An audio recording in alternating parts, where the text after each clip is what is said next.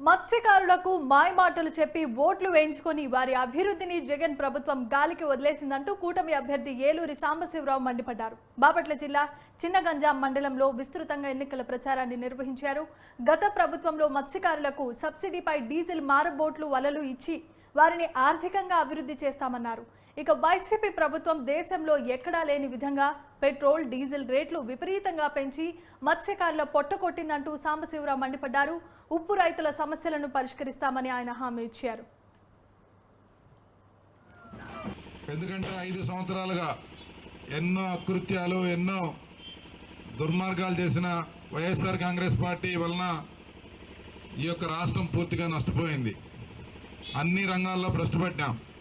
ప్రతి ఒక్కరు కూడా జాలిపడే పరిస్థితికి రాష్ట్రాన్ని తీసుకొచ్చారు.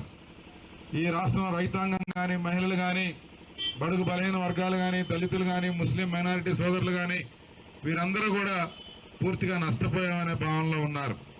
కాబట్టి రాష్ట్రంలో ఉన్న ప్రజలందరికీ ఒక నమ్మకం కలిగించేందుకు మనం ఈరోజు మరలా ప్రజాకూటమిని బలపరుచుకోవాలి. అలాగే ఎవరైనా సరే ప్రజాస్వామ్యబద్ధంగా వచ్చిన అధికారాన్ని ఒక వ్యక్తి స్వార్థం కోసం ఉపయోగిస్తే ప్రజలు ఉపేక్షించరు అనే దానికి రేపు ఎన్నికలు నాంది కావాలి. అడ్డగోలుగా డబ్బుల సంపాదన మీద దృష్టి పెట్టిన జగన్మోహన్ రెడ్డి గారు పరిపాలన గాలికి వదిలేశాడు. దానికి ఒకటే ఒక ఎగ్జాంపుల్ ఏంటంటే మందంతా కూడా నాగార్జున సాగర్ రాయకట్టు చివరిలో ఉన్నాం. ఈ గ్రామం నుంచి వలసలు ఎక్కువ ఉన్నాయి.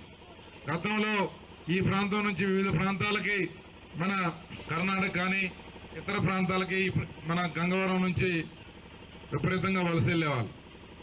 తర్వాత మన ప్రభుత్వం అధికారంలోకి వచ్చాక కొంత వాటర్ రెగ్యులేషన్ని స్ట్రీమ్లైన్ చేయటం, కాలువలన్నీ మరమ్మతులు చేసుకోవటం బ్రహ్మాండంగా అవన్నీ కూడా బాగు చేయబట్టి ఈరోజు మనకి సకాలంలో నీళ్ళు వచ్చినాయి మొన్నటిదాకా.